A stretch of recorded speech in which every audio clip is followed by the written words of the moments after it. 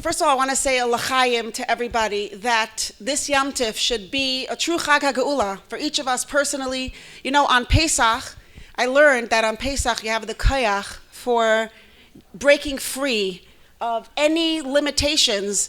So on Pesach, I made a hachlata to break free of a certain habit that, eating cake, I'll say it out loud, that developed over COVID, that my ring still doesn't fit from that. And you know what? It's been something that I tried for such a long time, but the koyach of Pesach really helped. And I've been with it since, Baruch Hashem. So today is a special koyach. The Rebbe speaks about Chag HaGeula, Yud Beis Tammuz. It's really a Chag HaGeula. When you listen to the Farbrengens of Yud Beis Tammuz, it's really about Geula.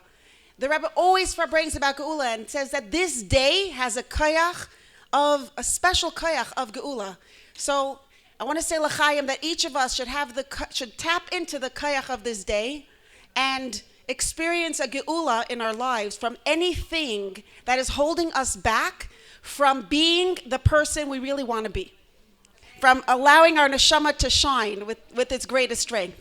And a l'chaim for all the people in our lives, that they should have that geula that we wish for them, even if they don't wish it for themselves. And l'chaim that Hashem should give us the final geula, this Farbrengen tonight, Sheves Achos, Gam Yachad, if that makes sense, should really culminate with the ultimate geula. There's a sefer, Parshios Im HaRebbe, that we try to read. We often read at the Shabbos table. This story is from that sefer. A woman sheared, she's from a Rebbeisha family in Eretz Yisrael. She did not share her name, but the person who wrote the story heard it directly from her. She comes from all her brothers became Rebbes. Her father was a Rebbe. They did not say the court. But she got married in Tavshin Chavav, and she was very happy in her marriage, so happy that she did not realize that she didn't yet have a child a year later. That's not where her attention was focused. And another year passed, and she still didn't have a child. And it still didn't hit her. She was fulfilled. She was a teacher in Eretz Yisrael. Her husband was learning. They had a beautiful life. And she didn't feel anything missing. But about 3 years after her marriage, one of her friends had a baby. And she called to tell her Mazel Tov. And her friend said, Emir Hashem by you.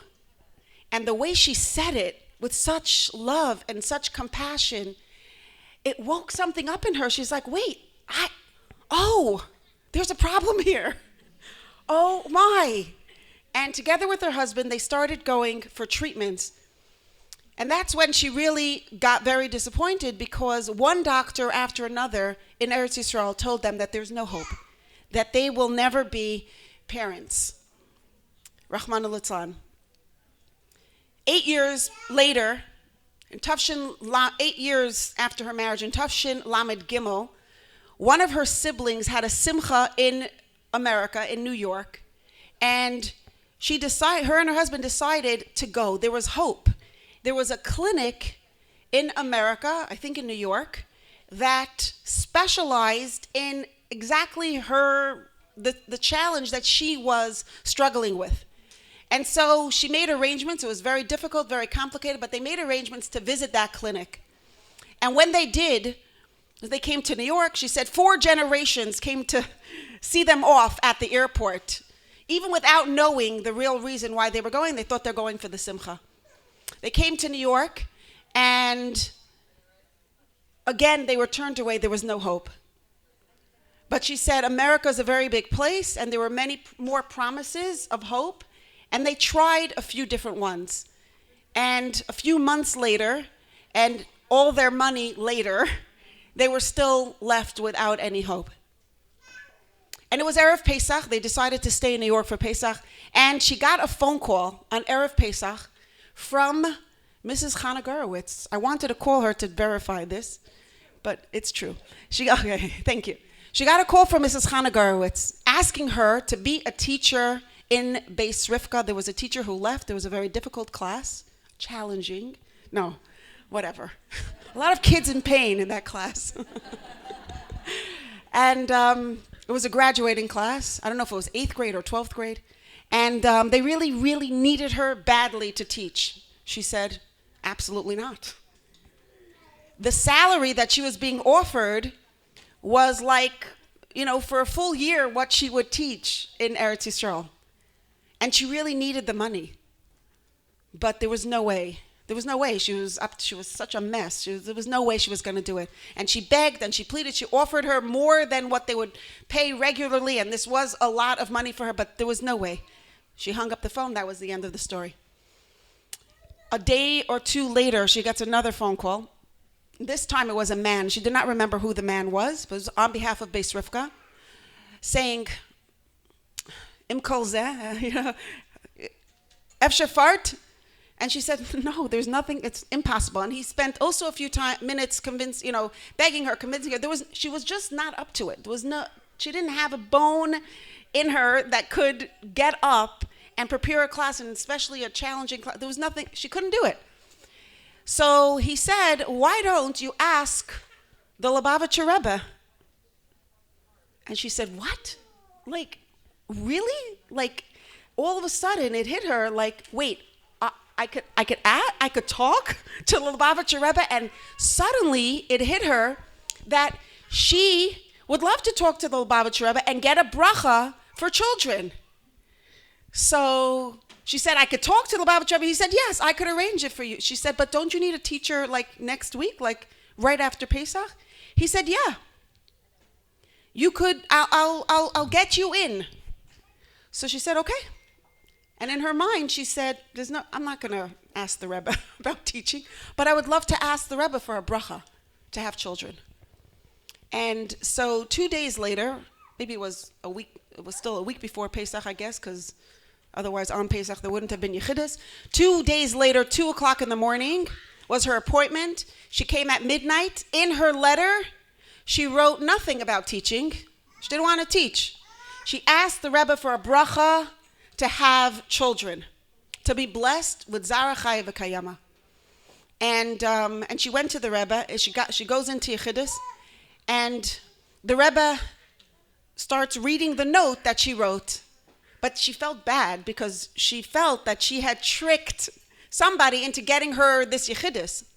So she said to the Rebbe, I want to confess. And the Rebbe looked at her, and she said, look, I was asked to teach in Beis Rivka. I really don't want to, but I wanted to get... The Rebbe interrupted her, and the Rebbe said, I want to quote it exactly. I wrote it down. Whoops. The Rebbe said, that's a great idea. I'm sure the Rebbe did not say it in English, but this is translated. Great idea, because if you'll be teaching the children of the shver will see to it that you have children. And she was overwhelmed with emotion, and she said, thank you. Amen. Amen, and thank you. And she left. And of course, right after Pesach, she took over the class, and she started teaching. And she was very, very matzliach. And she taught them till the end of the year with her full heart. And she did a wonderful job.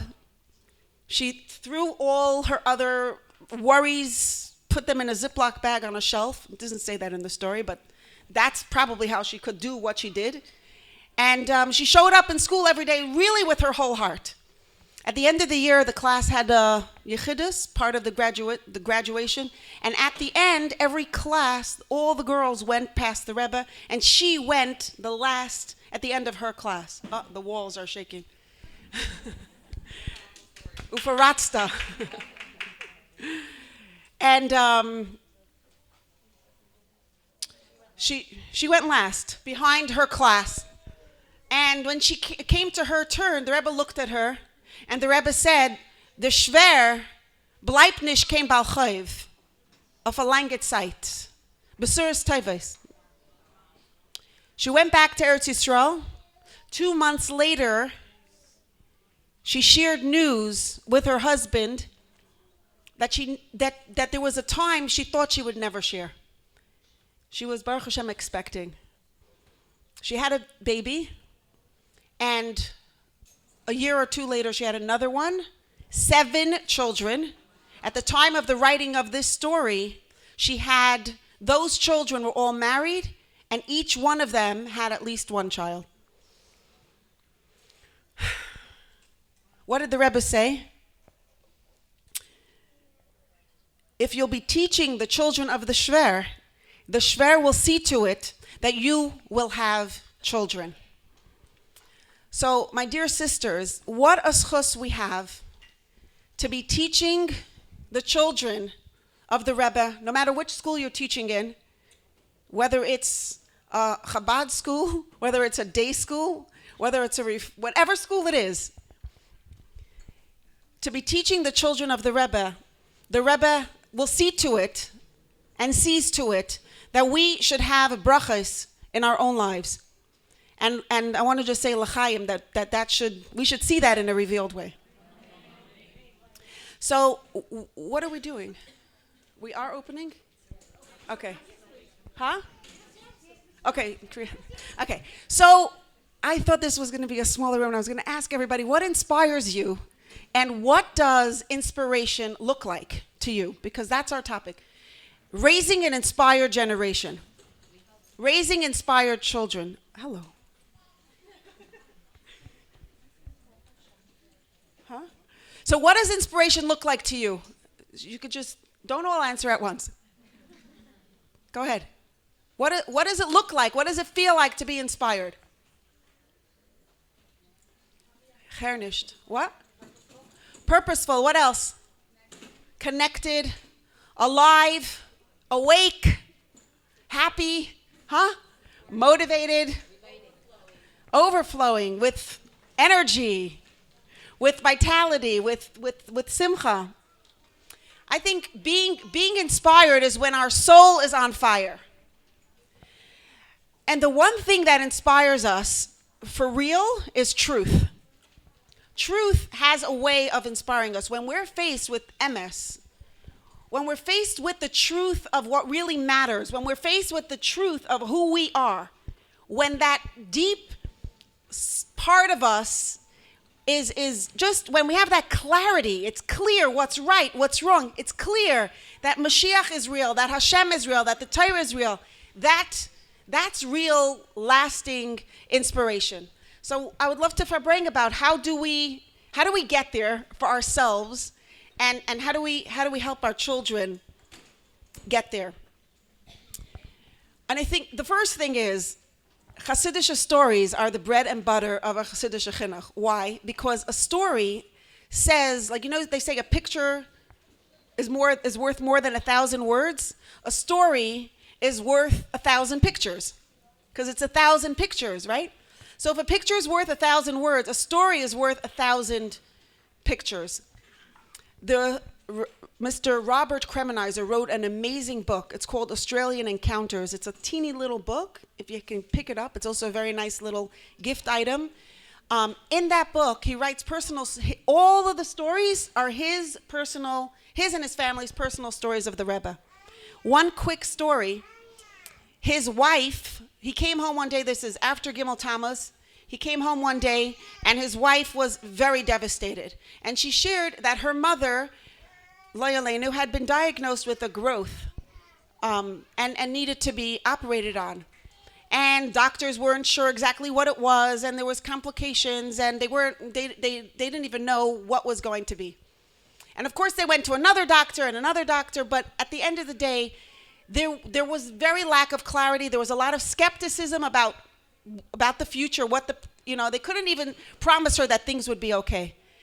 So that day when he came home, his wife and her mother were sitting at the table. They were writing a letter to the Rebbe asking for a bracha. So he said, "What are you asking? What are you writing?" And she shared that we're asking for a bracha that it should be nothing. So he said, "Don't you think that, what kind of bracha is that?" Ask the Rebbe that the surgery should be successful. Ask the Rebbe that she should heal completely and go back to being her full functioning. What do you mean it should be nothing? It is something. And if it's something, how could it become nothing? But his wife said, what do you mean? If the Rebbe could give us a bracha, why can't the Rebbe give us any bracha? And that's what they wrote in the letter. A week or two later was the surgery, and he was in the waiting room, and his wife was somewhere closer to where her mother was, and she came out with tears of joy. She said, guess what the doctor said as he walked out of the surgery room? The words he said, it was nothing. A carrot or something was stuck somewhere. Literally nothing. It was literally nothing. So when you hear such a story, it's like, whoa, we have a Rebbe. Whoa, brachas, like there's a possibility for, like, brachas really happen. Nisim really happen. Miracles really happen.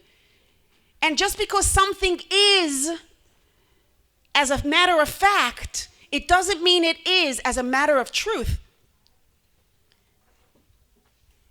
And so stories really, really inspire us. And maybe even to the point, and maybe with that perspective of what a story can do and what that reality is, when you're faced with that story, we could relate to what the Frierdiker Rebbe said about his experience, right when he was arrested. We know from history that the Soviet regime didn't just torture people. They played mind games. They were real professionally trained sociopaths that really, like, they deliberately planned to demoralize people, to break their spirit, to make them feel like garbage, to make them feel desperate, and they'll do anything to save their life, or to do things that they really would never do in other terms. 1 second, where's my phone? I want to read. Can I trouble you doing my phone? I'm sorry. When the Frierdiker Rebbe went in, and the Rebbe says this in a sicha, it's printed in Chelek Dalet of Lakutei Sicha. Sorry, give me a second to just pull it up here. If I would do this in Borough Park, it's like pulling out a smartphone is like pulling out a tzelem. I'm just saying, literally. Pulling out a smartphone in public is literally like pulling out a tzelem. Okay. Breathing. Okay, one paragraph, if you bear with me, we'll do this in Yiddish. Bald wie man hat dem Rebben reingeführt in Tfisa, hat bei sich gemacht a festen Beschluss. As soon as they took the Rebbe into jail, he made a firm decision, a resolution, as soll sich chas v'sholom nicht verlieren. He will not lose himself. Und soll für sie die Leid von Jepao. He will never, klal nicht nispal werden. He will not become, what's nispal? Overwhelmed, amazed, like impressed by them. Nicht nur soll sich nicht rechnen mit sie, in Sachen, was seinen Nageya zu Yerushalayim. It's not just that he won't give them credence and he won't make an accounting with them. He won't consider their opinion when it comes to matters of Yerushalayim. Nor soll sie bechlal nicht halten für kein Metzias. He won't even consider them any Metzias whatsoever. Bis hat auf sie geguckt, wie sie wollten sein. He looked to the point that he looked at them as if they are B'lashon Harav, Ka'ayin ve'efes mamish. He looked at them as if they're nothing. Zero, zilch, nothing. If you think about that for a minute, how is that possible? And really, I want to broaden this question a little bit, make it more relevant to chinuch. You see, I think that teachers today do much, much more than teachers did 10 years ago. It's not that what we did 10 years ago was wrong. It's just that what teachers are doing today is so much more thoughtful, so much more intentional, so much more developed. We're doing so much more. You are amazing. I mean, some of the things I see, what my kids come home with, and what other, you know what you do. Even such a thing, Kinus Mechanchos, there was never such a thing. And every year it gets better and better. And what you do gets better and better. And yet, there's a leak, right? There's a leak. Because it's like we're putting stuff in, but where's it all going? Where is it all going? My personal opinion about this is I feel like that teaching is not so much, or I'll say this way, learning is not so much about gaining information, acquiring information. It's more about experiencing a transformation. And transformation happens not by knowing something. My husband said it best. He used to say it like this. He doesn't say it so often anymore. He used to say, a chacham is not somebody who could say smart things. A chacham is somebody who doesn't say any foolish things. He didn't like it when the kids would be impulsive, like just say whatever you think. No, a chacham is not someone who says smart things. A chacham is someone who does not say foolish things. So it's not so much what we're teaching, it's the other information that the kids are absorbing that maybe is causing a leak. I'll give you, here's a story from Reb Arla Strasheller, a chassid of the Alter Rebbe. And after this story, I think we should break for Niggin, or if somebody else wants to share. Reb Arla Strasheller was Farbrengen. He was a chassid of the Alter Rebbe. He was once Farbrengen at night about Ein Od Milvadai. What is Ein Od Milvadai? There is no existence other than Hashem. Not just that there's no other God. Of course there's no other God. But nothing else has a mitzias. Nothing else has power. Nothing else has mamashus. It doesn't have substance. It's not a real thing. It's a something that could easily become a nothing, because it's all Hashem. So it's Hashem who made it look like a something, or maybe even made it a something, and the same Hashem who made it into a something could make it into a nothing, like in that story with Mrs. Mother-in-law of Kremenizer. I'm sure she has a name too. But it was a something. It really was a something, but it became a nothing. It became a nothing. But so this chassid was Farbrengen about that, because that is the key that has held, at least in Chabad Chassidus, right? The key that held, the Rebbe Farbrengen about this throughout, and the Friedrich Rebbe wrote about this in his diary.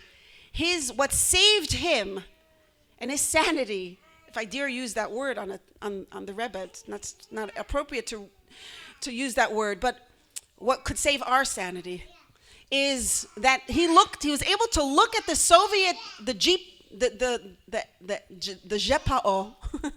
GPO, and the KGB, right? Look at them in their eye. GPO, right? And know that they're nothing. And really know that they're nothing. So this chassid, Reb Arla Strasheller, was Farbrengen a whole night about Ein Od Milvadai. And at one point, deep into the night, when it was almost, when the sun was almost breaking through the clouds, and everybody was on a high with inspiration, there was an oven sticking out of the wall. And Reb Arla got up and he started dancing, and everybody was dancing with him. And now I'm supposed to say there was an oven sticking out of the wall. And he bumped into the oven. And he had been singing, Ein Od Milvadai, Ein Od Milvadai. But the bumping into the oven got him out of that trance. And he said, it looks like there's an oven also. And I love this story because I think this is how we live. Hashem is real. Hashem is real. Hashem is in charge. But the reason why this happened is because that person is an idiot, right? Hashem does everything. Hashem does everything good, but this thing is actually disgusting. This thing is bad, right? So we do that. Like, Ein Od Milvadai, there's nothing but Hashem and the oven. But when he was saying it, it was with awareness. When we say it, it's without. And if only we could have that awareness, then we too could look at the challenges in our lives and look at the obstacles that we face. And look at, the Rebbe said, was once Farbrengen about the Frierdiker Rebbe. And the Rebbe said, of what relevance is it to know that the Rebbe, that the Rebbe the Shver, stood up to a regime of over 100 million people, and he was one against them. If you imagine today being a pro-Trump person in the most liberal environment, like say something that you like Trump. I mean, if there are shluchos here in liberal communities, right? What could you say in public that you actually like his policies? Could you say in public that I don't mean to get political, but you know what I mean? Just to give you an idea, it wasn't just like there was a government rule, it was just so unpopular. It was, you were weird, you were archaic, there was something wrong with you, you were sick in your head. You were evil, not just sick, but you were evil. You were the parasite of the land if you dared mention God. And here was one person, one Frierdiker Rebbe, who was teaching about God, not only to adults, but to children. That was the worst crime of all. And so, and yet he did it. And so the Rebbe was talking about this, and the Rebbe said, of what relevance is it to us when we live in America and we don't have those challenges that he had? And the Rebbe said, it takes the same energy, the same starkheit that it took the Frierdiker Rebbe to stand up to the regime. That's what it takes for each of us to stand up to our own Yetzer Hara. Especially the Yetzer Hara was kommt mit der seidene Suppe, that Yetzer Hara that comes with shame and blame, and you're not good enough. Something's wrong with you. You should be doing that. You should be doing the other thing. Everyone else is doing so much better than you. And who are you anyway? To consider yourself like, really? You really? Okay, I'm not going on there. Anyways, I don't want to be the voice of the Yetzer Hara. Have it enough in my own head. Yeah, so the question that we want to answer is, so where taka do we get the koyach to know that ein oid movadoi, including the oven, including our challenges, including anything that gets in our way? Where do we have the koyach, and how could we inspire ourselves so that we could inspire our children? So what I want to share with you is nothing very important or big, but very important and big to me in my life. Very often when I go to non-Chabad gatherings, my husband taught Yeshiva University for years, and I always went there for Shabbatons. The girls would come and say, the teachers would come and say, come Farbrengen. They didn't know what they were talking about. They really didn't know what they were talking about. But they knew that in Chabad you Farbrengen. So I said, what do you want me to do? I don't know. Just come and Farbrengen. So sometimes I would go, sometimes I wouldn't. And I told them once what Farbrengen is. And I began by saying the following. It was in the week of Shiva when our father, my sister and I, passed away. Chanie, could you please come here? And a man sent an email. This was exactly 14 years ago. And the email came in. And the email was written as follows. Dear Itkin family, you don't know us and we don't know you. We would like to share something with you about your father. It was after Gimel Tammuz, and we were sitting, a group of American Baal Tshuva who did not speak Yiddish, in a room in 770. And we were sitting and we were crying. We were crying and we were sobbing. And a man walked over to us, and he didn't really speak English very well. And he said, Chevra, was weint hier?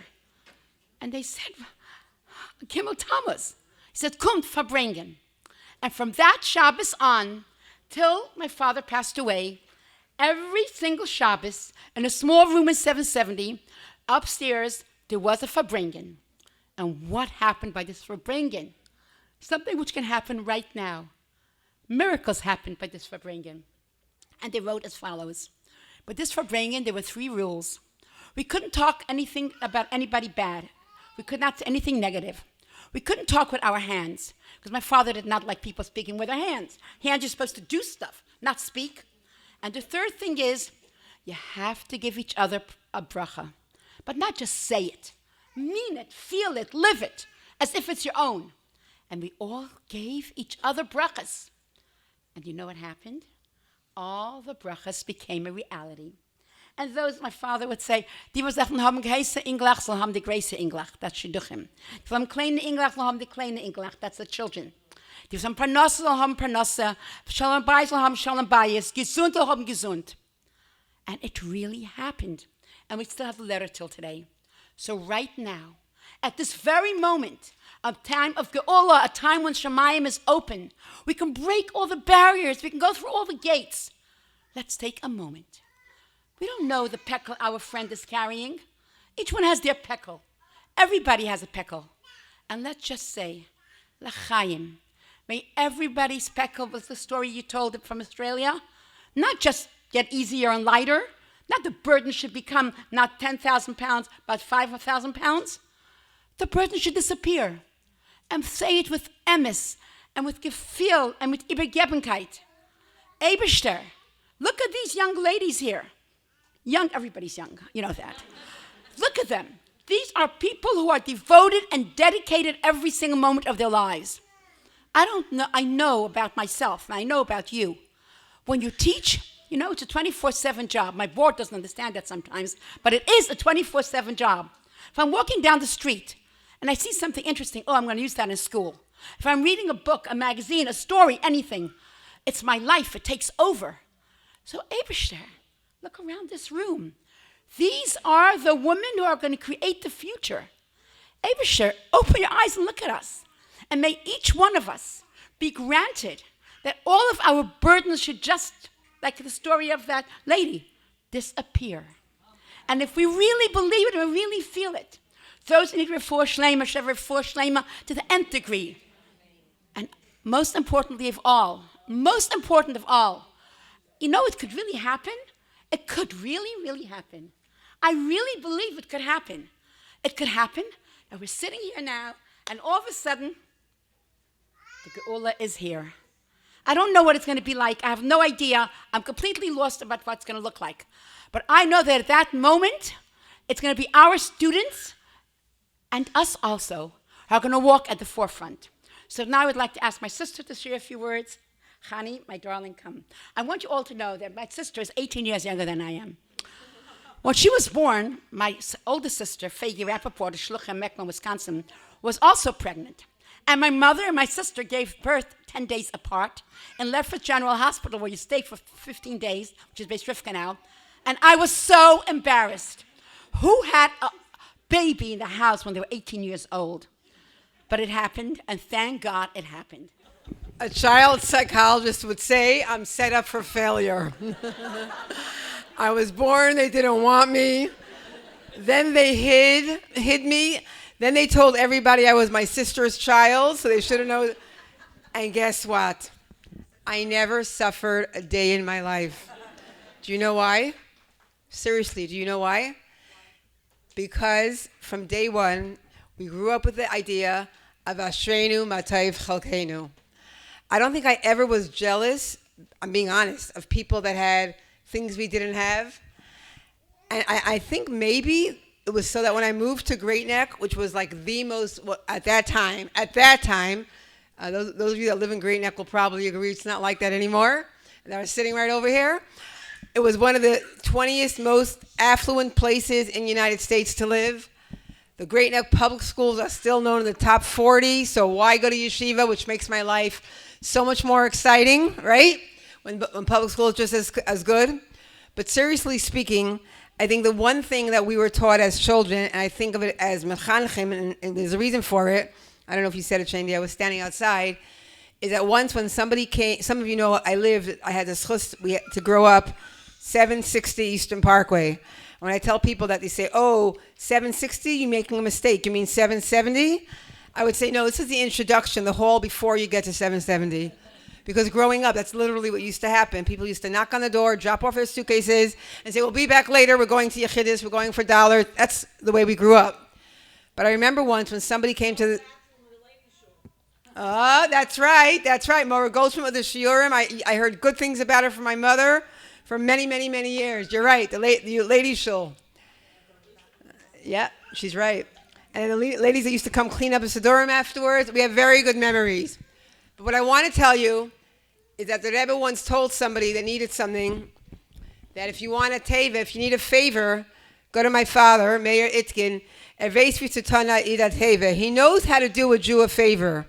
I never understood what that really meant until I had the schus to move on shlichus, chinuch, and other things, not too far, but not too close from Crown Heights. And sometimes I had to ask favors. Can you bring? Can you get? And I learned very quickly what that means. There are people, as we know, that you're happy to do something for. They're happy. You don't mind asking. It's done with joy, with pleasure. And there are people that will say, okay, when? I don't know if we'll have time. You know those kinds of people? And I think to myself that today when it comes to chinuch, what's being asked of us is to do a favor for the people that not only is it hard to do a favor for, I think Henny said it today, kamayim apanim lepanim, you might never see it back. But we know that we are who we are, not because they are who they are. And when we set our people up for success, be it our teachers, our stakeholders, our parents, our children, they will want to prove us right. But when we think in our minds, we don't even have to say it. We want to set them up for failure. They're also going to prove us right. Just by being who we are. And one of the first, I don't know if Chana's here, but one of the first MEF, I think it was a leadership thing we had, or at least, no, one of the first times that I attended, Rabbi Taub told a story. And it was so powerful. I want to share it with you. And if it was said in the last few minutes, I apologize, because I was getting my hashpah from Dina Gorkin sitting on the floor over there. We were chatting. But the story goes that there was a Not Lubavitch yeshiva in Eretz Yisrael. Do I need the mic? Do I need the mic? I feel it. In Bnei Brak. And there was a problem there. There was a bacher in Zal, in Beis Medrash. He was like 17, 18. And it was really doing the things that in those days, you didn't want that boy in your school. He was smoking, he was drinking, he was going out with the boy. Anyway, they gave him one warning, they gave him another warning, and then they decided they're going to throw him out. But there's a problem. When a yeshiva gets known to throw out boys, immediately the rabbis are going to come knocking at your door, and they're going to say, wie heißt es? How did you do it? It's not right, right? So they decided to go to also not a Lubavitcher Rav, but a very well-known, respected Rav, Rabbi Steinman. And they went, and I still remember because Rabbi Taub's words made such an impression on me. And they came to him, and they said, listen, we have a problem. This is something we all face. Who do you care more for, the Yachid or the Rabbim? Can I take a little parentheses over here? I have to say this. My sister, as you know, her life is Beis Rivka High School. Right? Yay! Okay. Another short little memory talking about Yachid versus Rabbim. For many, many years, Reb Zalman Shimon Zvark and the Rav of Chabad was the tenants of our home. After he passed away, a very nice family moved in eventually, and their daughter was a lovely girl in Beis Rivka High School, but maybe wasn't so the square kind of thing. Maybe it wasn't the right school, and we didn't have so many alternatives. And I remember one day her father came up and told us the situation was going on there at home. Certain things were dysfunctional. And their daughter was unfortunately being asked, I don't want to use any stronger words, to find another educational building to learn in. She was being kicked out of Beis Rivka, basically.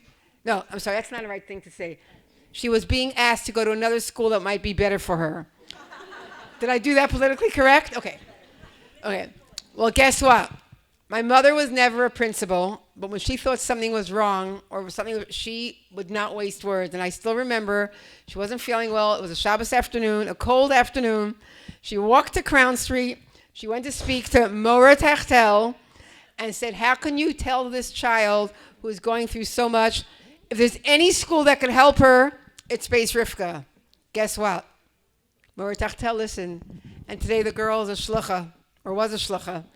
And oh, no. I was hoping I was being pretty... Oh, no. Okay. But anyway, back to this, what I was saying before, Rabbi Taub, with Rabbi Steinman. So basically, they came to Rabbi Steinman, and they said, listen, we want to let you know that we've thought about it, and this time, I don't think it's right to do it for him, because the boys are really getting influenced. So Rabbi Steinman said, listen, you're the Hanhala. if you all agree this is the right thing, then this is the right thing. And then on the way out, he says, but can you give me his mother's name? And the principal figured that, okay, very nice. You want to daven for this boy. But he said, honestly, I don't know. In the registration, we never take the mother's name. Rabbi Steinman looked at him and said, "Was?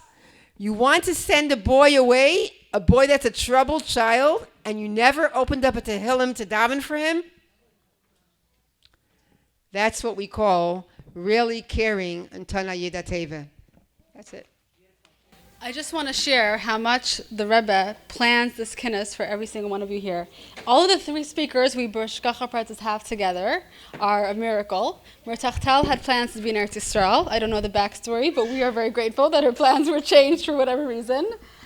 Mrs. Ginsberg, when I called her, she said, an hour ago, someone reached out for feedback on a shir that was started as a result of her shir at the Kinus last year. So therefore, it was the right timing that I called, and she said, yes, she'll come back to the Kinus.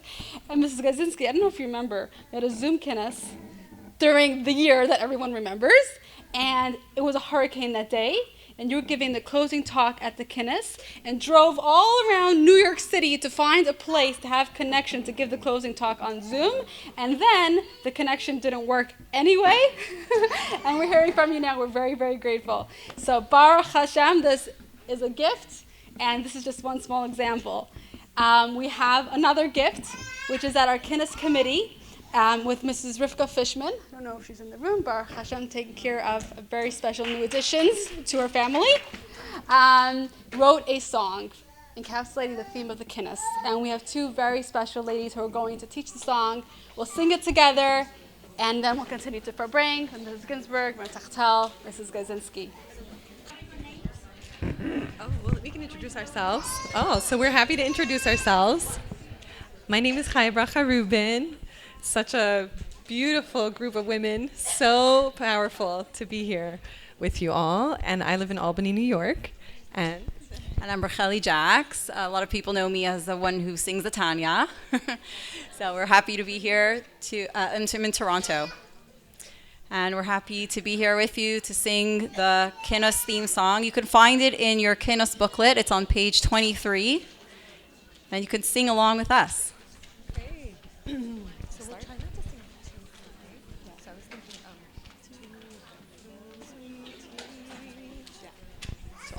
Okay, so remember it's on page 23. Everyone hopefully should have it or share with a neighbor. And we'll start out. To all those we teach, guide, help, and reach. Sometimes we struggle to meet all their needs. That's when we pause, connect, and step back to search for the tools that we think we may lack. We have the power to change their lives, infusing emunah and strength so they thrive. With the Rebbe's brachas and strength from Hashem, we have the tools to reach them. We have it inside us, we're just what they need to guide them and help them succeed. One step at a time we can impact them all, fulfilling our mission and our Rebbe's call. We have the power to change their lives, infusing emunah and strength so they thrive. With the Rebbe's brachas and strength from Hashem, we have the tools to reach them. We have it inside us, we're just what they need to guide them and teach them and help them succeed. One step at a time we can impact them all, fulfilling our mission and our Rebbe's call. Should we we can sing it together. Now you heard us sing it, and we want to hear you. I know it's late, but I actually sing a song of Yalla to the tune of Yalla as a bedtime song. So hopefully it won't put anyone to sleep, but hopefully it will really inspire us and keep us connected throughout the year. Please learn this with us, okay? Oh, pardon me? Oh, yeah, we can post it. Oh, great. Excellent. Okay, so if anybody doesn't have the pamphlet, you can also check on the Mechanchos group. Okay, so let's start from the beginning. Oh, a WhatsApp group, yeah. Okay, if anybody doesn't know, we'll make another announcement about how to get on that. Okay. Everyone together. To all those we teach, guide, help, and reach.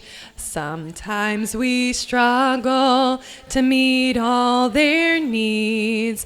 That's when we pause, connect, and step back to search for the tools that we think we may lack. We have the power to change their lives, infusing emunah and strength so they thrive. With the Rebbe's brachos and strength from Hashem, we have the tools to reach them. We have it inside us, we're just what they need to guide them and teach them and help them succeed. One step at a time we can impact them all, fulfilling our mission and our Rebbe's call. We have the power to change their lives, infusing emunah and strength so they thrive. With the Rebbe's brachos and strength from Hashem, we have the tools to reach them.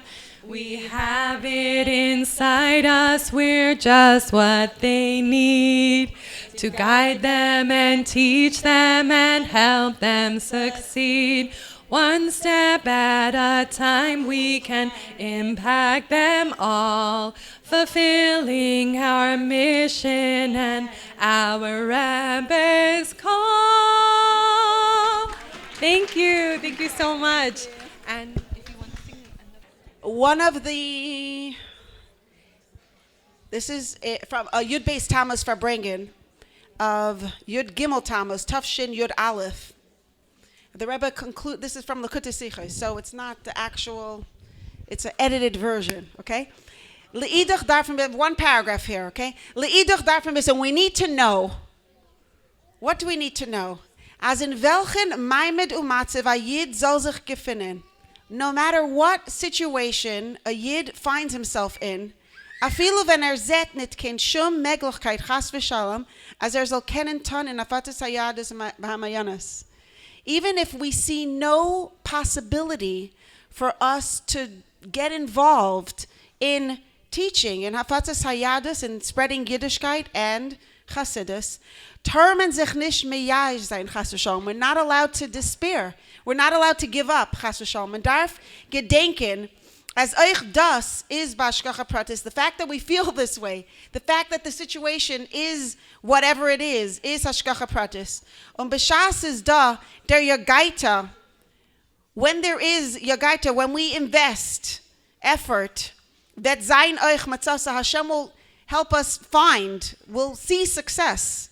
As mevet euch in dem maimer de matzav, even in this challenging situation, gefinnen an inyan was vet öftan gilui elikus ubegali mamash.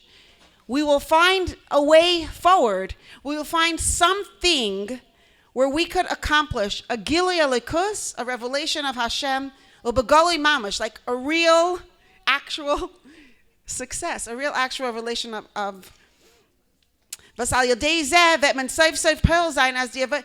that we will bring Mashiach. V'nigla kvayt Hashem, v'rol kol basar yachtev, kipi Hashem dibar. It reminds me of a story that Rabbi Slabotitsky from Antwerp told. He said he was on a plane coming to New York and was actually for the Kinus HaShluchim. And next to him, there was a person who didn't look Jewish, but his name sounded Jewish. So when it came time to put on tefillin, he asked this person if he would like, he asked him if he's Jewish. And the man said yes. And he said, would you like to put on tefillin? And the man said, no, thank you. I already put on tefillin today. So Rabbi Sloboditsky was sure that he's saying that to kind of get out of it. So he said, you know, I'm a chassid. And by Chassidim, we put on 2 pairs of tefillin.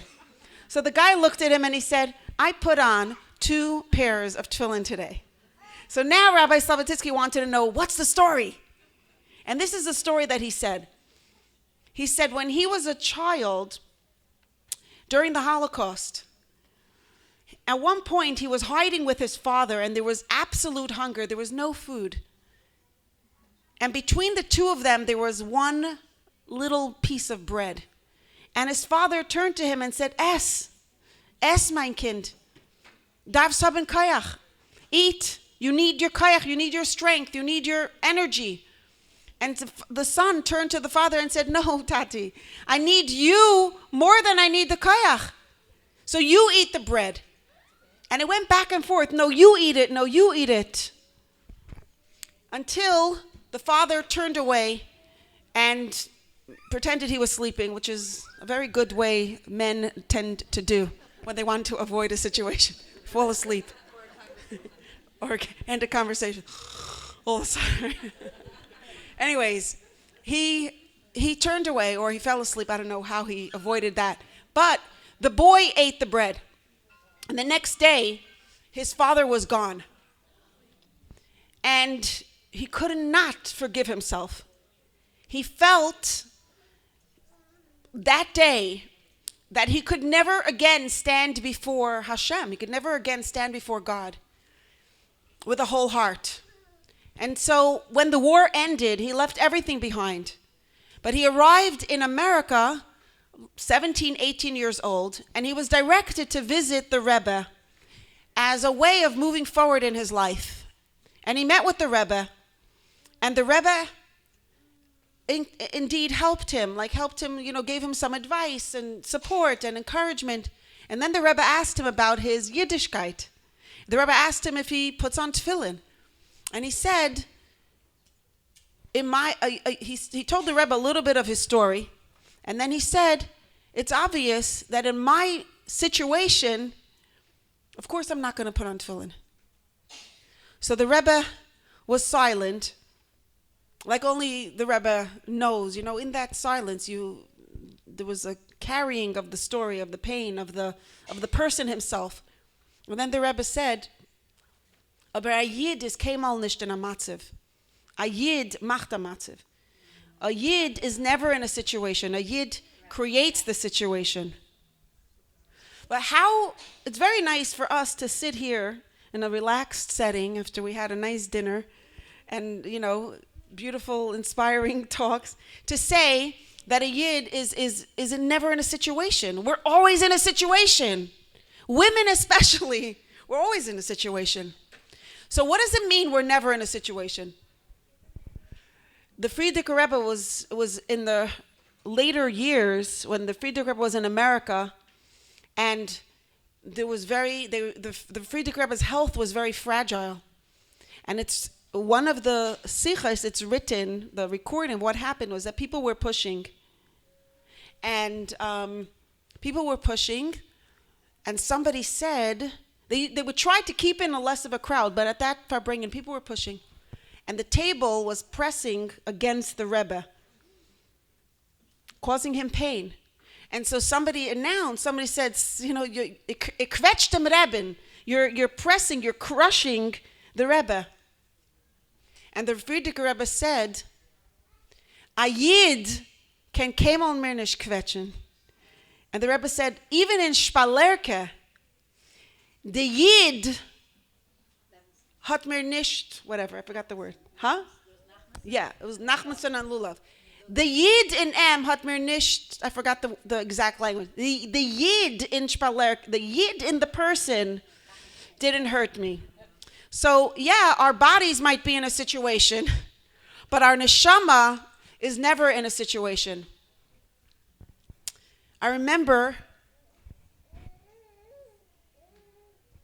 what does that mean? I was going to say something. I'm going to get distracted, but, What?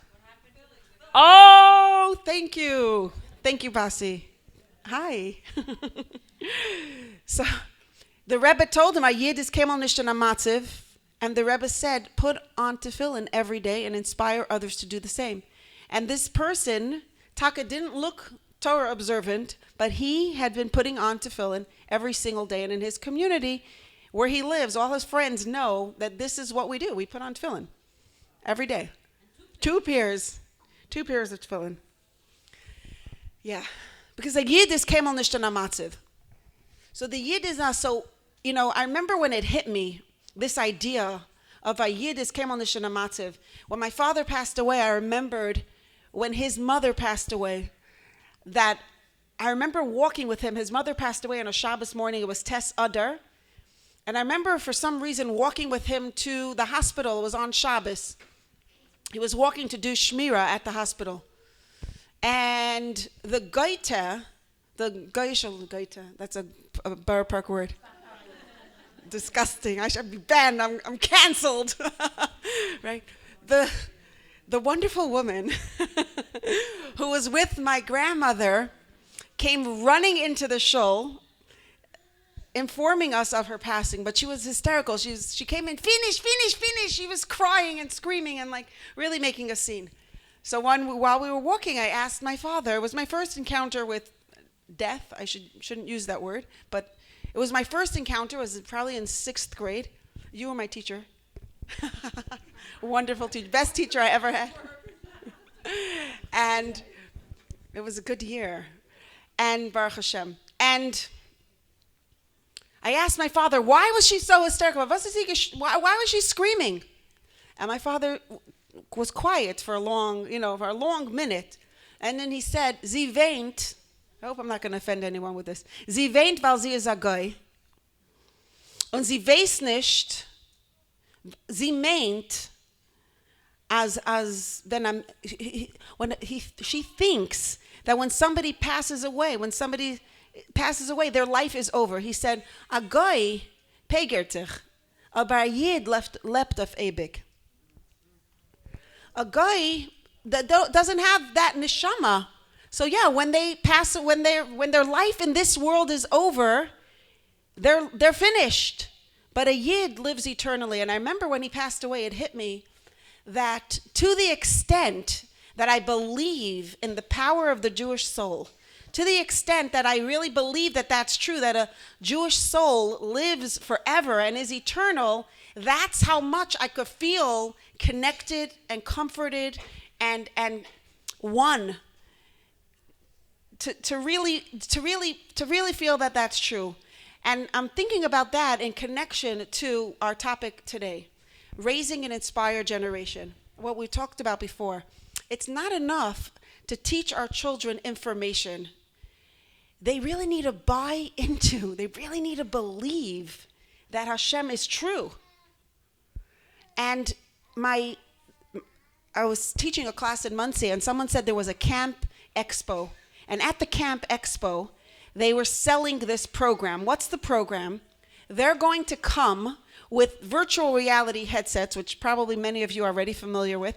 Anyone here tried the Beis HaMikdash ones? That's small beans compared to what's coming up soon in your town. What's coming up soon, what this person was selling, was renting as a program to do in camp, was headsets.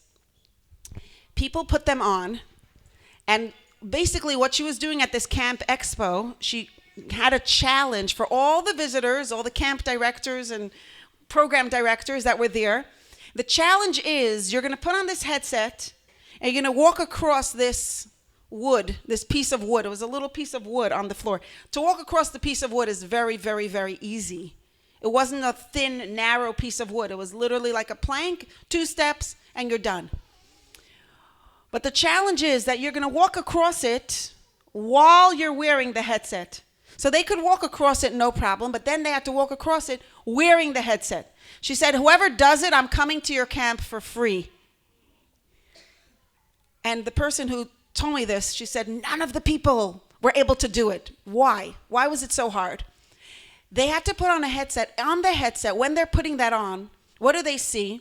They see themselves standing on the top of a high-rise building. And they are walking on the edge of the building. So 2 steps, you plunge. They feel like they're going off the roof. They're going off the roof.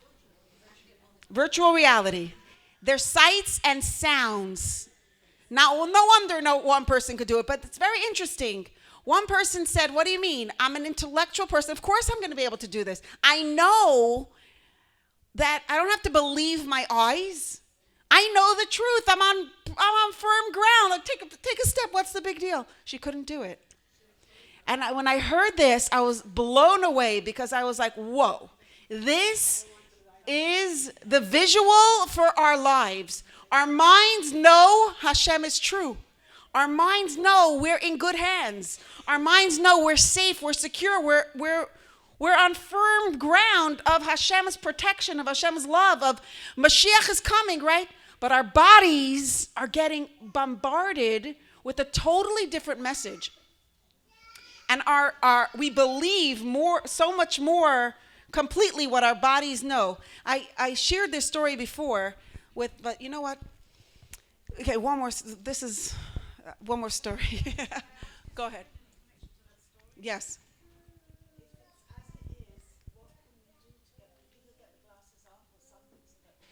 The Rebbe said, we have to get those glasses off. And then at the end, the Rebbe said, Hashem has to open our eyes. I'll tell you what. First, yes. That's a great question, and I love that you asked it. The question is, it's very nice to know the challenge. Now, what do we do about it? I think, but first of all, do you relate to the challenge? Can you tell me if you relate to the challenge? What? 100% correct. Your reality is being distorted by your virtual our virtual reality. So the question is, in every moment of time, and I want to share this other story with Rabbi Dr. Twersky that he told me because I feel this is the answer. This is the answer to the challenge. The answer to the challenge is in this story, but first the story. Rabbi Twersky was giving a workshop, presentation, a demonstration, teaching a group of about 250 students how to do medically induced hypnosis. And as part of that teaching process, he invited up Betty. Betty was a nurse in that student hospital, and he called her up and he started. He did his hypnosis. He said she was a very good candidate, very receptive. And in a few minutes, she was medically hypnotized. And she was unable to, let's say he gave her a lemon, the classic things that you've seen in such shows. Gave her a lemon, different things that she was able to do under that hypnosis without even realizing. Now, Betty had a friend, Carol. So he put an empty chair next to her. And he said, Betty, Carol's sitting next to you. How about talking to her about what you're going to do tonight? So Betty turned to the empty chair and she started chatting with Carol.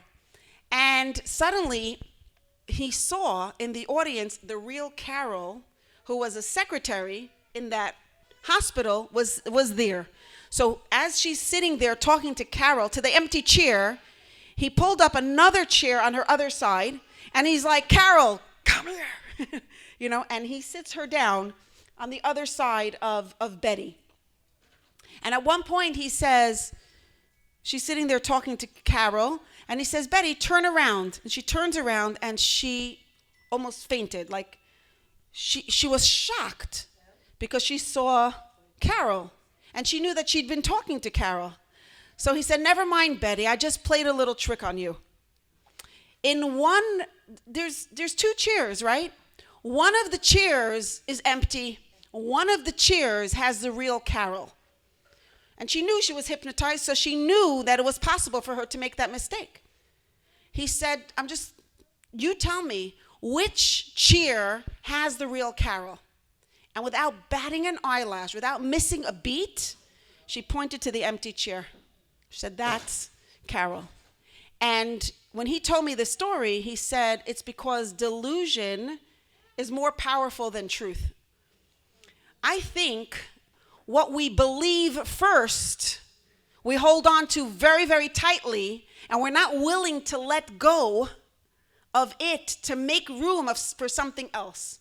So our kids walk into the classroom holding on to all kinds of ideas that they think is true, and we're like pouring, right? We're pouring ideas onto something that they already know is true. And we walk into adulthood with all kinds of ideas that we believe are true, but we never let them go to make room for what we want to believe. And I think that is the truth. That is the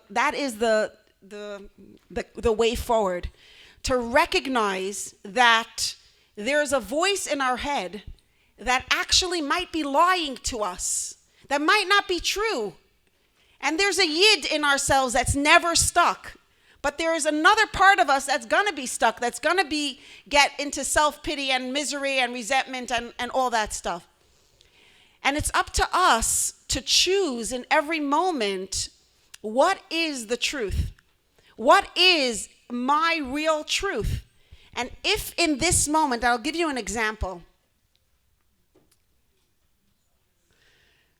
of what this looks like, okay? Let's say I want to believe that I'm never stuck, right? Because a yid is kemel nishten matziv. Huh? Because the Rebbe said it, so I want to believe it, okay? What happens when I'm in a situation and I feel stuck? I'm going to be like, okay, whatever, I am stuck. Don't tell me that now, right? Could you relate to that? I am stuck, that's it. Right? But if I slow down and I say, 1 minute, that voice in my head that's saying I am stuck, it feels real. It feels true. So now I have two contradictions here. I have two ideas that both claim to be true. I always used to just dismiss that. Okay, it's not practical. It's not relevant. It doesn't matter. It doesn't apply to this situation. And I would just be stuck, right? But now it's like if I feel stuck or I feel, one of the letters that the Rebbe wrote to somebody, the Rebbe, he wrote a whole list of complaints. And the Rebbe said one of the biggest tactics of the Yetzer Hara is, and the Rebbe wrote in English, self-pity. Unbelievable letter. It's in the sefer called Pesakim, like notes of the Rebbe. Those Svarim, by the way, if you get it for yourself a Hey Teves, the most amazing answers, because they're very, very short, and you actually see the Rebbe's handwritten notes. It's in Hebrew. But there's a translation. But the Rebbe wrote self-pity in English. One of the greatest tricks of the Yetzer Hara is self-pity. So once I know that, right, in this moment, I have to choose what is going to be my truth. Which chair is going to have the real Betty? By default, by nature, we will say that the challenge is true. Right? It's when Avram Avinu was going to the Akedah, and we all learned this story, right? He saw an ocean on the way to Har HaMoriah. He saw an ocean. And so he walked anyway, right? Because he knew it was the Satan. So I was wondering, was the Satan wearing a costume of an ocean? No, the Satan wasn't dressed wearing a Purim costume. It wasn't a Purim costume. It was an ocean. How did he know it was the Satan? How did he know that it wasn't actually an ocean? Because Avram Avinu had one reality. Hashem said to go up this mountain. That is the truth. If there's an ocean, It can't be true because this is more true than that. But the ocean feels real. But he walked until he couldn't walk anymore. And then he still walked. And then the ocean disappeared as if it had never been there.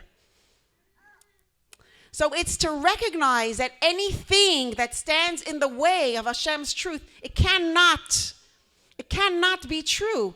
The whole story of the Akedah, right? He had a promise, Ki b'Yitzchak yikara l'chazera. You're going to have children through Yitzchak.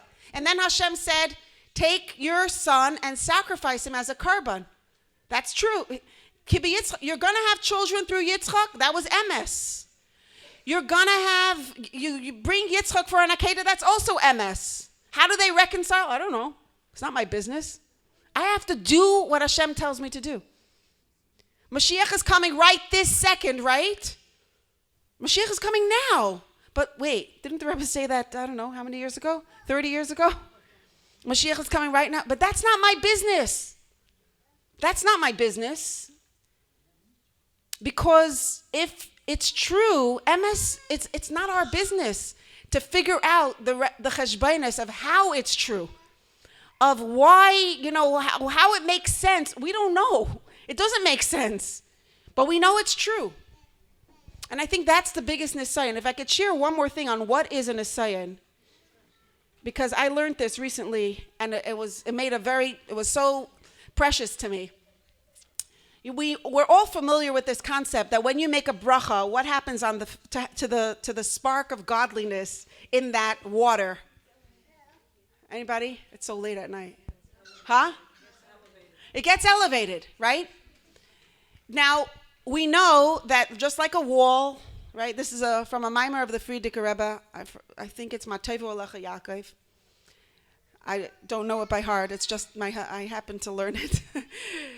Which I don't usually do. I just want to say that, so you shouldn't think I learned my marm. No, I just don't want to present myself, I happen to look it up. Anyways, it's a mimer of the Frierdiker Rebbe, where he writes that just like, when you have a tall wall, whatever's the highest is going to fall the furthest.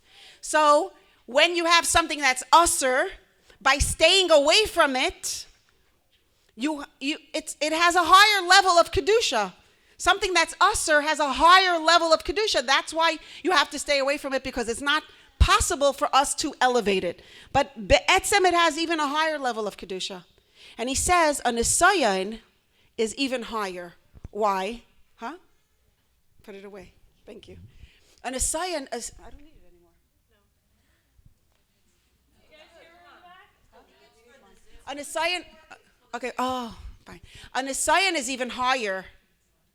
Why?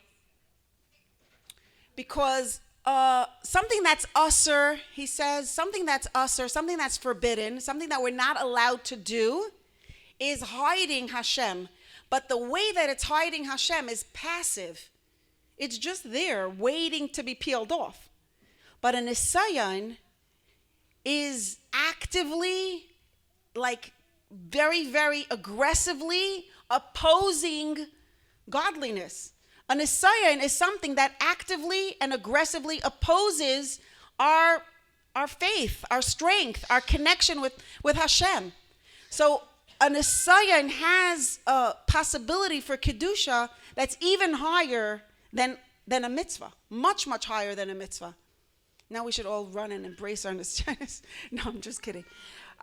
We don't want this. We say every day, Leili Day Nisayon, but I think it's just so beautiful to know that when we face our challenges, we have the opportunity, and we face our challenges and we say, what's more real? The ocean or Hashem's word? What's more real? The promise of Geula or my understanding that time is getting too late? What's more real? The Rebbe's word or what I think should be happening, or what it looks like to me? When we decide that the Rebbe's word is true, more than what we could see and touch and feel and measure, when we decide that actually our virtual reality is a lie, and it's very hard to make that decision, but that's why we do it one moment at a time, And that's why we do it holding hands with our sisters. And that's why we need to keep learning Hasidus, because that's how we open up our eyes. And when we make that choice, that one little choice, in a different mimer, the Rebbe says that for this moment, at this time in the battle, Hashem gives us koiches like a king. The Rebbe uses a visual like a king in the last moments of the battle, at the critical moments when it's like all or nothing. At that moment, the king invests his deepest, most abundant, most precious treasures and throws it at the soldiers and says, go, take it and win. And the Rebbe says that's what Hashem is doing to each of us here and now. Hashem is giving us the deepest koiches, the deepest strengths, the most profound treasures. It's up to us to pick them up and win the game for all of Klal Yisrael. And we do it with one choice, here and now. So thank you so much. Farbrengen is never concluded, because you can go on till 5 in the morning if you'd like to. But the formal part, I do want to say one thought before we say goodnight. Mrs. Ginsberg Shterna, who was also one of our dear students, and Chanie, and everyone, I'm sure, was thinking what they were saying. This is so powerful. What is the real reality? Where do we go from here? I know the reality is Ein Ad Milvadai, but I live down here in this world. How do I do it? So I just want to share with you one of my viewpoints about it. And maybe, I shouldn't say maybe, but definitely, because I was raised in the Dar, when we still had the privilege of the Rebbe relating to us on a personal level. I think the greatest gift we can give ourselves, and thus to our students, is to strengthen our hiskashrus. Now, hiskashrus is a very fancy word. I'm going to be very simple, not fancy words, but you say 12 o'clock at night when you're sitting. I once was in the country many, many years ago with one of Miss Lieberman. It was 1991, the year after my daughter passed away. And we were in Laurentians in the mountains. And we were sitting around the table around 1 o'clock in the morning. And she still called me Morah Teichtel. That was the funniest part in our PJs. But she called me Morah Teichtel. And we were sitting and we were talking. We were saying the truth comes out about 2:30 in the morning. Till then, it doesn't really happen. But it's okay. So what I want to say is that hiskashrus is a beautiful word. We talk about it in school, have all these projects. But we're the teachers. We're the ones who are the lamplighters. We're the ones leading the way. Do we have real hiskashrus? I'm not asking you to give me an answer. But Farbrengen means to farbrengen, to bring forth. Let's be honest with ourselves. Do we have real hiskashrus? So what does that mean in plain English? Do we learn every single week or whatever time we can, every single month? Do we have a special seder of learning the Rebbe's inyanim? I know one of the greatest gifts given to me was by Morah, a teacher in our school, who told me every night before she goes to sleep, she reads the Rebbe's letters. And when she first told me this, like maybe 10 years ago or whatever, I thought I was a little bit doing it too much. And then I started doing it, and my life changed. Because all the difficulties of the day, all the nisyanas, all the dark points and the cloudy parts, somehow when I read the Rebbe's letter, every single time, it changed so much. One of my children was going through a very specific challenge, a very major challenge. She was told that she was going to have a child with every single problem in the world. And every night she read a letter about Namunah. Every single night. And we would share that letter. And made all the difference in her perspective. And Baruch Hashem, everything was okay at the end. So I'm asking you, all of us, to be honest with ourselves. Do we learn enough? Are we really learning? Are we reading? Are we learning? Are we opening the sichas? There's no greater gift than Likutei Sichas. Maybe I'm a simple person. I don't learn that much at Damen Memorim. If I do, I learn usually Memorim of the Friedrich Rebbe because they're very heartsick. But do we really, really have in us as teachers, even if you teach kindergarten or anything else, if you have the richness of the Likutei Sichas in you, you teach differently. Because reality becomes a real reality. So if we walk out of here tonight, so inspired by Shterna and by Chanie, if we walk out of here tonight saying, I'm doing something differently. Before I go to sleep, once a week I read a Rebbe's letter. Maybe Friday night by the table we'll share. Maybe I'm going to have a chavrusa with a sichas with another friend. Maybe I'm going to make a real difference in me. And I want to just say the last thing. I once read that, and this really made an impact upon me. I'm sure you all know this concept that if orange falls someplace, it has an effect of the water rippling someplace else. Everything has an effect. I once taught Koheles. It says, and there it says, cast your bread upon thy water. I have a strong feeling. I really believe this. If I daven better, my students will daven better. If I learn more, my students will learn more. If I'm stronger in my tznius, my students will be stronger in the tznius. And I really see that because when we do something, maybe it's ruchnis the Kenyan, maybe not. And I just want to say that I know how much we love our students because they're our children. We were in Yechidus many, many years ago, and we were standing in the Rebbe's room, my husband and I, and we so much wanted to go on shlichus. And we gave the Rebbe a list of places. I remember really interesting places. And the Rebbe, and the bottom was, we have Hatzah of teaching here in Brooklyn. And after reading the whole thing, the Rebbe said we should stay and teach in Crown Heights, in Brooklyn. I was devastated. I felt horrible. I felt like the Rebbe slapped me in the face. My sister was in England. What am I doing here? My whole thing was going on shlichus, someplace interesting, exotic. I don't know, maybe Thailand, maybe I don't know where, someplace South Africa, whatever, maybe Antarctica, Arctica, someplace interesting. And I'm told to stay here in Brooklyn? What's wrong with me? And then the Rebbe said something to us. We had one child at that point. And the Rebbe said, Führen die Kinder zu Teire Chuppe und Meisem Tevim.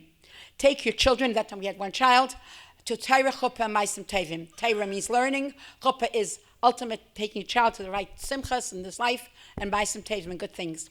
And we started walking out, and the Rebbe said to us, and I say this to all of you, to every single one of you sitting here, und die Talmidim und die Talmides seien echte Kinder.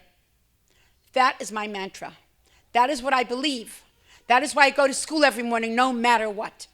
Because in mein Kind, I can't divorce my child. It's my child. And so one of the things B'Shrifka's teacher started doing, it was an initiative of Simcha Hecht, I believe. Am I correct? Mark Katzman? As the Tehillim saying? Of Simcha Hecht. We don't talk about it. The students don't know about it. It's not like a state secret, but we don't talk about it. We have a WhatsApp group, and we say Tehillim for our students every day. Some teachers join more. Some teachers join less. Some people say it every single night. Some mamish never fail to. But every single night, there is Tehillim, every day and every night, there's Tehillim being said for our students. And what inspired us was a video from an Israeli lady. I'm sure you all saw it. Whatever, she had a student she thought would never get any place, and she asked what she could do, and the Rebbe said to say Tehillim. So if we can have these connections, learn the Rebbe's in Yonim, there's a book called Shari Chinuch, which has all quotes from the Rebbe about Chinuch. When I read that book, I want to pay the school for letting me work. Because the Rebbe makes it... Because the Rebbe makes you feel there's no greater privilege of being in a classroom. And so, if we can walk out of here today, knowing I make a chavrusa with a friend, myself, my husband. It's very good to learn with your husbands, by the way. Then they really see what you're doing. And it just makes such a difference in our lives. And I can give you a guarantee, you can come back to me next year and tell me if it worked, that it's going to make a difference in your students' lives. Okay, I'll share a story that happened a few months ago. It was in Simi Selinger, Morah and Alitera. So a few months ago, my mother asked me to listen in on a tznius phone line for a shalema for a family friend. So I decided, fine, it was a Wednesday night. I listened Wednesday night, I listened Thursday night. Friday, I come home from school. I'm waiting for my kids to come home. I get my phone rings. Hi, Mrs. Selinger, your son was just hit by a car. He was biking home. Baruch Hashem, he was wearing a helmet. He was crossing Montgomery and Brooklyn. He had the light, but an emergency vehicle was coming, and they crashed into each other. He flew off his bike a few feet away. I ran over. He already was in the ambulance. He seemed okay, but they're like, we need to go to the hospital. We got there. After being hit and flying a few feet away, you know what they did? It cost $2,000, mind you. They put bacitracin and a Band-Aid on his back. And they said this is a miracle. After being hit at those speeds that they were both going, he was going fast through the light. And and that emergency vehicle was going fast. They said it was a miracle, and I said the only thing that it could have been attributed to is that I was protecting myself, so it must be that Hashem protected him. So I sent out the message of the story to family, friends, my students, and one of my students' mothers connected me to a tznius group, a Lubavitch one in Crown Heights. So they have this group, a B'zchutech Nigael. I think it's a different program. It's Libby. Yeah, Libby, yeah. Yeah. So basically, they started in Eretz Yisrael, a beautiful book. They call it Sharsheret HaPninim. It might be. I think it's a different program. It's beautiful. It has beautiful inspirational things from the Rebbe about tznius. Like the tznius hotline that I listen to is not Lubavitch, and it's like, you can't do this, you can't do this, you have to. And this one is beautiful about the beauty of tznius, the brachas that it brings. Beautifully formatted. In Eretz Yisrael, they printed 4,000 copies of a book for schools, and they have 100 copies left about. I managed to get one to bring here, but they're working on sending the English version to get edited and then printed. But they asked me to announce that I have flyers upstairs in my room, but to make it aware that it's coming out, Eretz Hashem. It's beautiful, and she asked me if I could share something that someone wrote from a feedback from the book from Eretz Yisrael, from the Hebrew version. So this was a beautiful feedback that someone sent. Okay. Shalom, I'm 20 years old and I learn in the seminary. I've been listening to your phone line. They have a phone line also that you could listen. They could listen to. Yeah, there's a WhatsApp group. So I'm 20 years old and I learn in a seminary. I've been listening to your phone line for quite some time now. In the past, I've heard many speeches and lessons on the halachas of tznius, and I know what tznius is about, and I dress b'tznius. But I've never loved tznius, and I've never connected to it or felt pride in it. Since I've begun listening to your phone line and the pearls of wisdom offered each and every day, I feel I must express my thanks. You have a tremendous zchus. I've begun to love my mitzvah of tznius. I've begun to take extra care in keeping it. And when I walk in the street, I'm proud of the way I dress, that I guard my purity and the purity of those around me. I don't know exactly how you accomplished it, but you've caused me to actually love this mitzvah and to keep it properly. And now, for the first time in my life, in honor of the Rebbetzins Yartzeit, I've taken upon myself a chizuk and tznius. I've accepted things upon myself many times before, but tznius was always a challenge for me. This is the first time that I've taken on something in tznius. I want to say thank you because this is entirely in your zchus. And I'm certain that many women and girls will grow from the lessons taught on your phone line and become more connected to and proud of their tznius as a result. The ability to feel a connection to the mitzvah of tznius is really what is lacking today, and it's what you've given me. I hope to have an influence on those around me and share this awareness further. Again, I wish to thank you. So I think it's a beautiful opportunity to bring to our schools. It's something that was very, like after reading all these letters from the Rebbe, I'm like, oh, I didn't realize it was so special and so close to the Rebbe's heart. But I have the flyers, and I'll put them out tomorrow, so we can try to get these into the schools and to bring this beautiful mitzvah and powerful and protection, these wonderful brachos to our schools.